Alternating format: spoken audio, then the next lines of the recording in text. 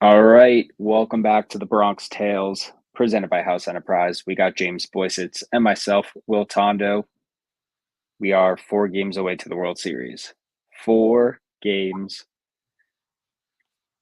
I'm not speechless because this is what we're supposed to be. The path was there. We discussed about it before.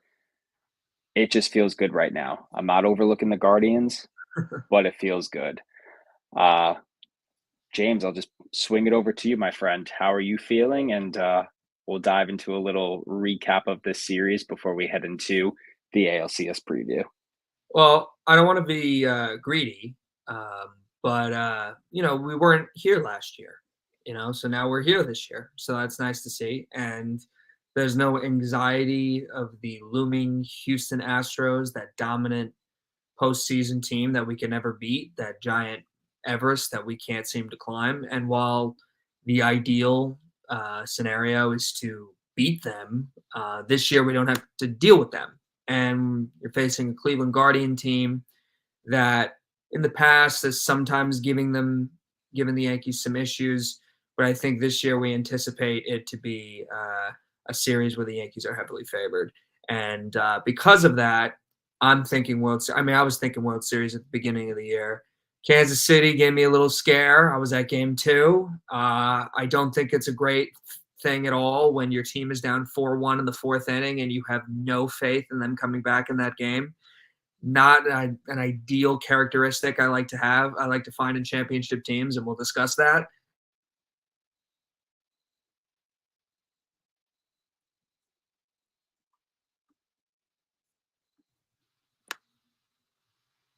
You lost me for a second. Lost you for a second, but there you go. No, uh, we will discuss it. But all right, I mean, from your perspective, and I guess both of our perspectives, the past 5 games. I mean, obviously the Yankees came out on top of the Royals, winning the series.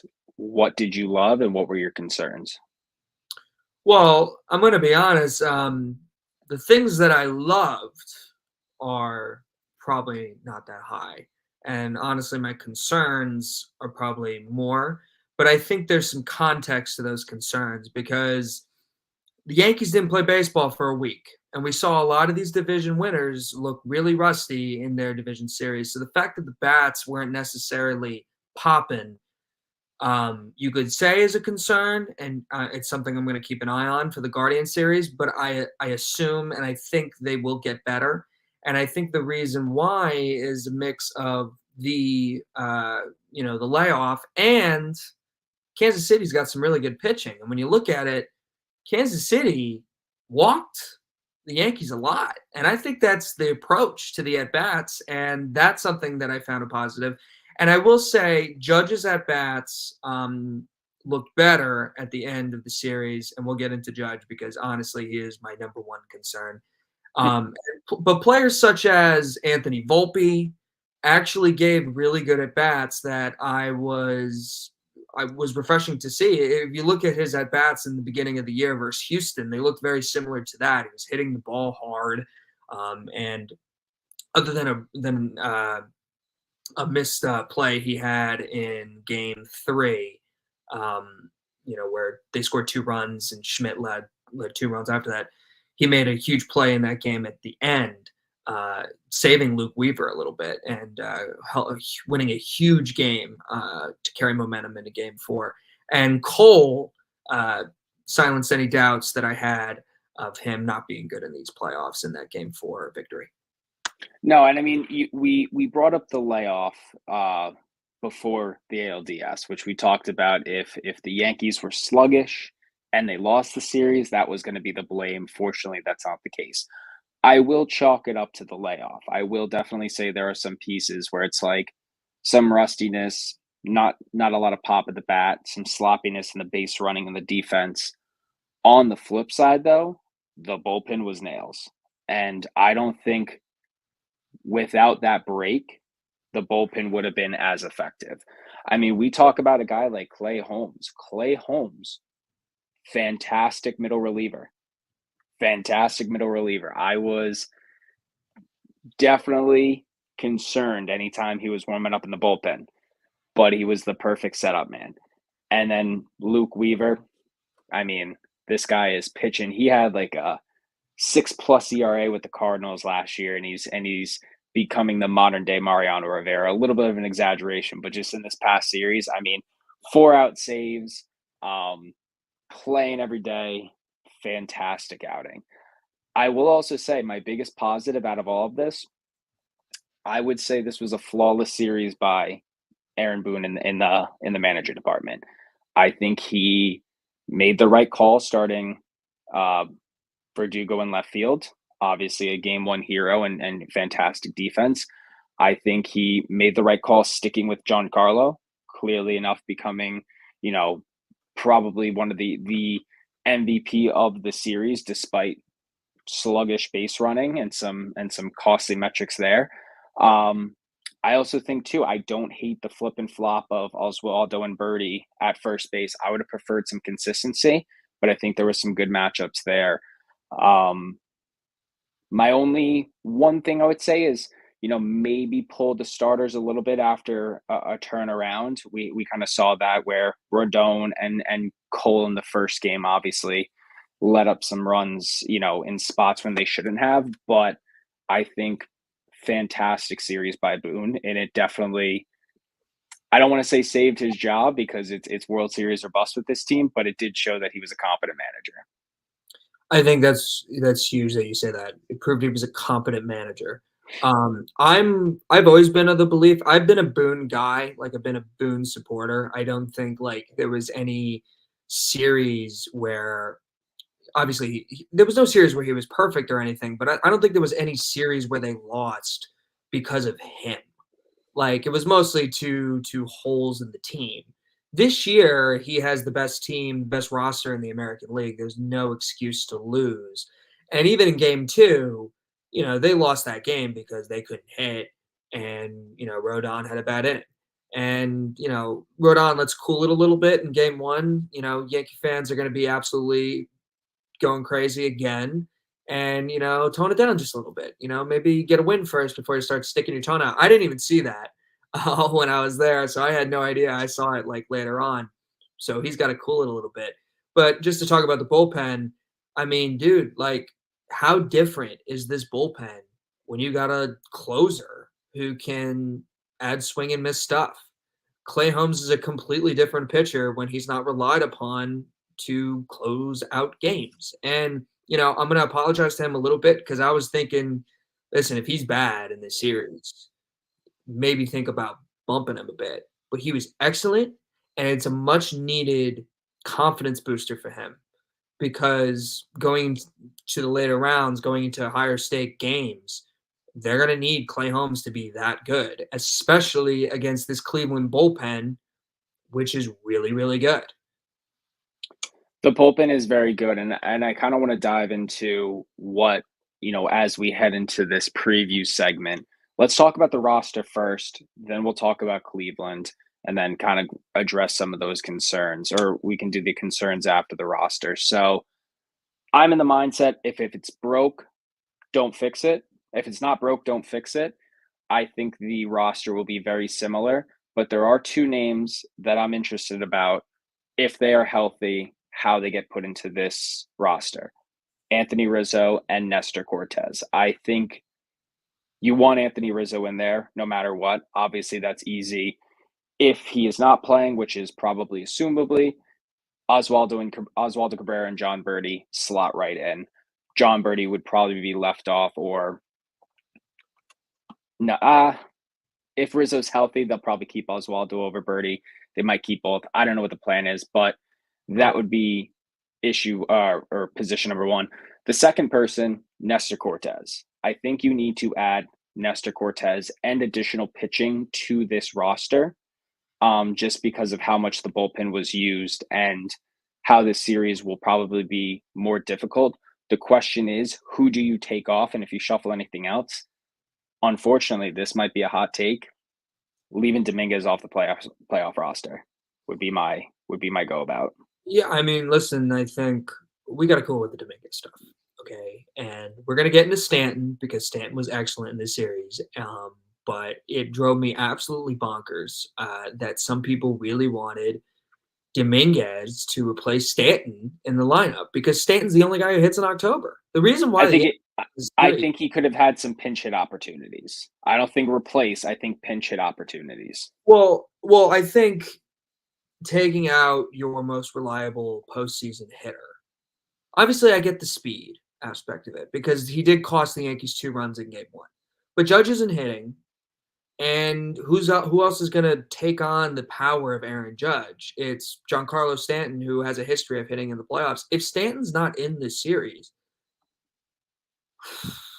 like I don't know if the Yankees win it. I'm going to be honest. So I mean, Dominguez, just as far as Dominguez goes, Verdugo showed you some stuff in game one. He won a playoff game for you, and we've been ripping Verdugo all year, basically. After the first few months, Verdugo has been public enemy number one for the New York Yankees, basically, not counting DJ LeMahieu, who everyone knew was cooked anyway. Just anyone who we knew was going to be on the playoff roster, like Verdugo, who Cashman and company were such big fans of. Dominguez's production in the fall proved to Yankee fans why Cashman didn't bring him up when they wanted him to come up right away, because Dominguez, maybe so far, he's really just a 2-week wonder. I don't disagree. And I think exactly, I think there is enough talent on this bench that would result in, a similar, you have guys like Trent Grisham, who I think could still provide value, and they're obviously going to, carry him on the roster as that additional outfielder. I think same with like an Oswaldo Cabrera or John Birdie in that spot. So I'm okay with leaving him off. I think it's just at this point, rather have the pitching depth than an additional bat that's sitting on the bench that is also now ice cold. And the guy hasn't played, like you mentioned, need the consistency there. That's an issue to talk about next year. Obviously, you assume that Verdugo probably won't be on this team. Obviously, hopefully, Juan Soto is on this team. We worry about that later. I guess another name that we haven't discussed that I would consider, but again, it also goes back to concerns and someone who might be cold, a Marcus Stroman. Now, obviously not as a starter. You're going to put Marcus Stroman as a long relief out of the bullpen option. Do you have a question mark for somebody who has not pitched in a couple weeks? It's hard because if you're going to use Stroman, you're using him as a bullpen arm. And the issue with that is the Yankee bullpen didn't allow an earned run in the Royals series. So is there even any sense in putting Stroman in the bullpen? And I think it's a great question. I think he is on the roster. That would be my guess. Because I think Stroman, he provides that energy in the postseason, and I think I could see him coming into the bullpen and being really good and providing a huge spark for the team. They're also paying him.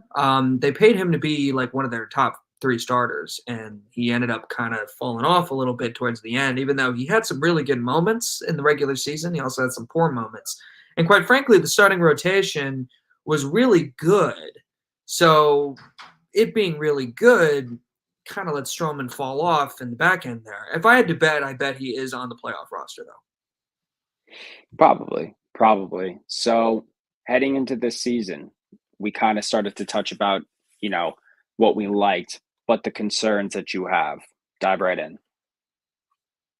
Well, the number one, let's just go into it. Judge is my main concern.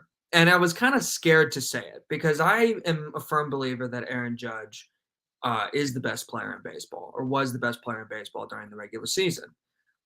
Clearly the American League MVP. And I think all the tools are there. I think if he has a great postseason, he's right back in there in that conversation as the best player. It's not like Ohtani's necessarily lighting it up in the postseason. He did have that huge home run in game one. But Judge, he's striking out. And that's what we really can't happen. And he's striking out with runners in scoring position, and it's setting the tone for some of these games. Like I said, I was at game 2. He had runners on first and second. Soto's on base. Glaber's on base. It's like Judge has to do something. And they didn't score in that inning because Judge struck out. It just sets the tone completely. and everything's flat. Now, I don't know if Boone's going to do this, but I would have Stanton behind um, Judge in the cleanup spot. I don't know if he'll do that because of the righty lefty thing. They want to mix things up. I get it. Wells has hit cleanup for a while now and was very successful in the regular season there. Wells had a big hit in this series, but that's really it. He didn't really do much, and he was someone I worried about as not having a great postseason. Rookie, all of a sudden you're batting cleanup for the New York Yankees. A lot of pressure there. And I know the short porch and stuff, it makes sense to have him if he's hitting well. But if he's not hitting well, I would prefer Stanton. But just to talk about, I would just put him there because give Judge a little bit more protection. Maybe he doesn't feel as much pressure to do, so great. Like I have to hit a home run every time he goes to a bat. I have to get a base hit every time. The best at bats I saw from Judge were him making strong contact, obviously, but even some of his walks, just being disciplined, getting on base. And I think if he has that mindset, he will find success, letting the game come to him, so to speak. So I think if he does that, then the Yankees are in a good spot. He doesn't have to hit like 4 home runs in this series, right?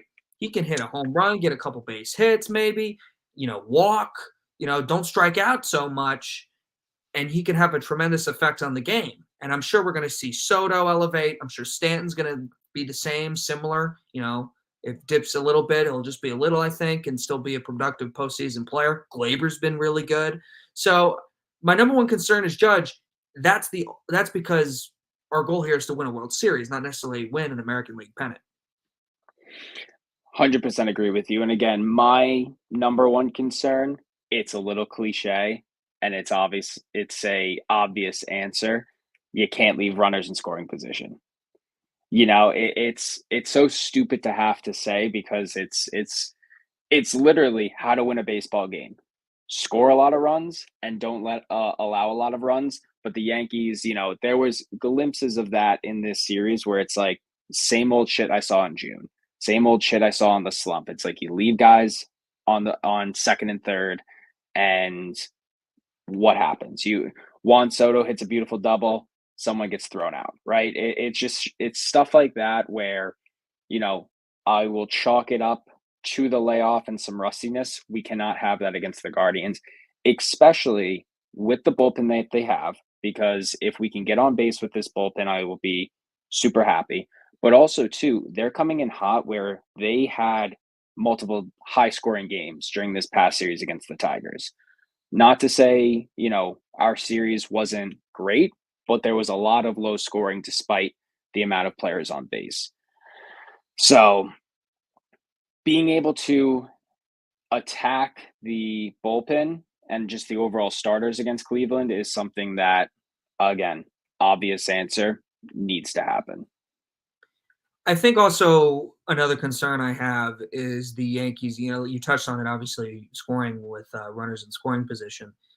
They're going to have to take advantage of their opportunities because if they get down early against this Cleveland bullpen, I don't really have much faith they can come back in games because the Yankees really haven't proven to be. They're not like the Mets where they're like, oh my God, even if they're down like 3-0 and they haven't gotten a hit since the 8th inning or on, basically for 8 straight innings, that they're still in the game. They don't have that. When the Yankees kind of beat you, they either dominate you or they kind of keep it close. But if they're down like 4-1, you kind of like, all right, what's the plan here? Like, are the bats going to wake up? Now, part of that could be the layoff, but I do think Cleveland, with their great bullpen, they're going to be very hard to hit on with that bullpen. So they can't get down too early in these games, which is why I'm a little nervous for game 1. Cleveland hits lefties really well, and you got Carlos Rodon on the mound, who wasn't exactly – he was awesome in the first 3 innings of his game 2 in versus Kansas City. But, if he's given up, short porch homers, I don't really have much confidence the Yankees can come back. And that's a concern, especially for a team that you expect to compete for a World Series championship. Yeah, and I will say with this series, again, regular season doesn't matter. The past doesn't matter. I do feel a sense of comfort, and I think this team does have a chip on their shoulder because it's the Guardians and how much postseason history there is between this team, especially within the last 5 to 10 years. A lot of overlap, a lot of familiarity. You know, I'm also I think Aaron Boone brought it up today. I'm sick and tired of people saying that um, Jose Ramirez is underrated or underappreciated. Like the guy is just fantastic and took a hometown discount to stay with Cleveland. Um, but outside of that, I mean, Stephen Kwan, great hitter. Josh Naylor, he will provide a punch. I am not too worried about this. However, I'm not overlooking it. I just have that sense of comfort where it's like I can see this team, you know, unleash. It could be a 10-run game or it could be a 2-0 game. You said the past doesn't matter, and I do agree, but the Yankees didn't really have too many issues with teams that were good. They had a good record against good teams. And, Kansas City, Cleveland, like they both weren't really expected to be playoff teams. Definitely Kansas City, but Cleveland too. Like, they weren't expected to be a playoff team. They won all those games, but they're kind of like Kansas City. Like they're kind of like this house money team, even though they're a division winner and all that. But they're going against, they're going to get the Yankees are going against another good team, pitching wise. Doesn't kill you offensively necessarily, but the Yankee bats are going to have to wake up a bit. But I do think we always complain about Cashman Boone, and I agree with you. I think it was Boone's probably his best managed series. I can't even think of one Yankee fan that even complained about Boone. I didn't see one angry comment like Boone stinks or whatever, because he really didn't do anything to piss anybody off.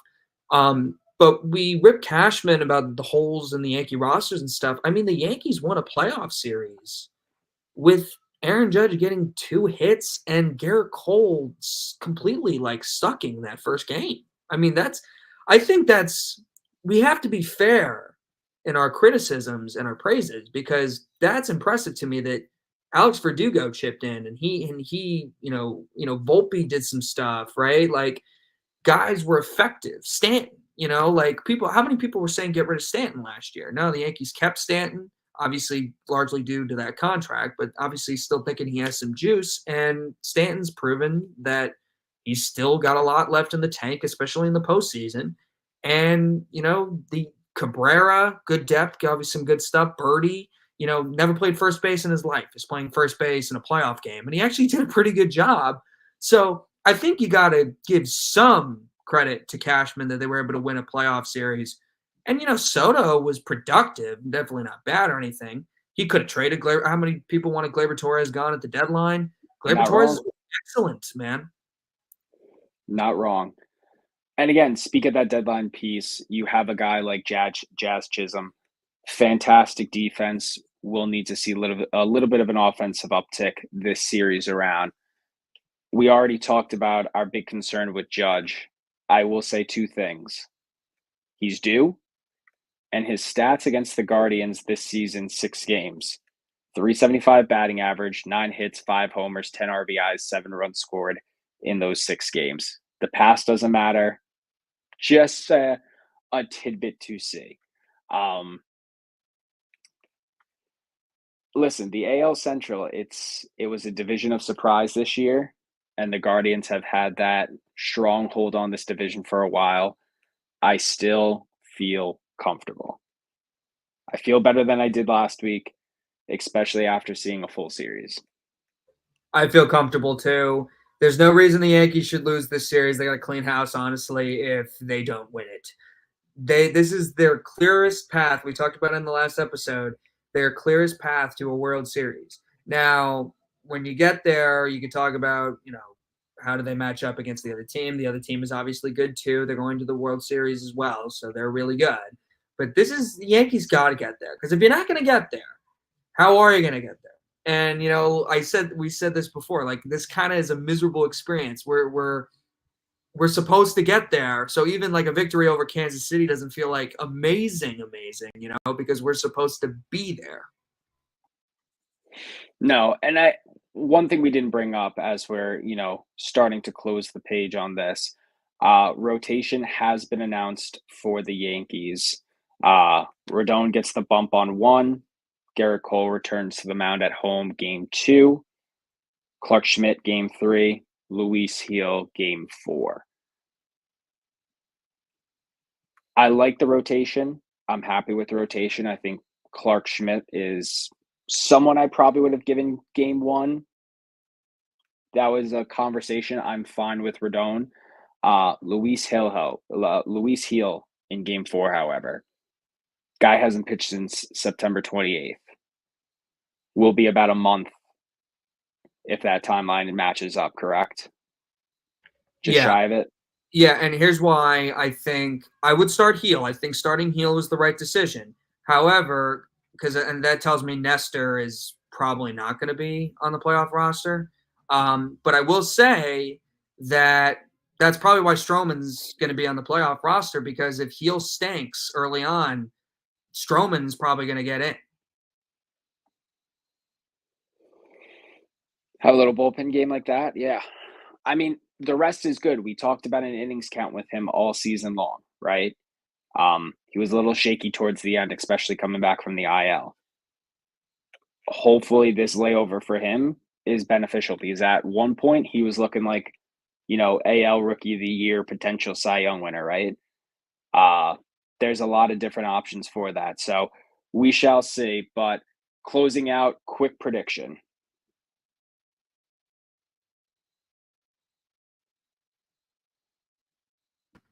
Sorry about that.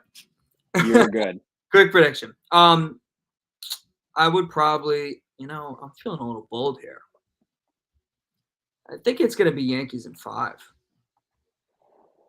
I'll say 6. You'll I'll say say 6. 6. 6 Yeah, makes sense, because you know why? Because I think it's going to be Yankees in 5, but because I didn't really like how Cleveland played against Detroit, and Detroit, I don't really think was that good. I think with their lack of starting arms, I do think, though, that Game 6 is ideal because Cole probably pitches in Game 6. Right? He pitches Game 2, right? So ideally, if you're closing it out in Game 6, Garrett Cole is probably on the mound there, and I don't think it goes past 6. Let's hope not, right? Let's hope not. So, Yankees Guardians, first game tomorrow. We'll be tweeting away. I'm sure there'll be blogs on the site as well. That is James, and I am Will. This is the Bronx Tale. We will see you, hopefully, as a World Series preview. If not, we will catch you at the end of the season. But let's go Yanks, and we'll close it out from there. Yep, and they better get to the World Series, or else we will be very depressed recording a pod talking about the issues and what they got to do. It would be not a fun one. Not thinking about that now. Hopefully, we're doing a World Series pod, and we're really excited, and we talk about how the Yankees match up against the Mets or the Dodgers. Fingers crossed. One game at a time.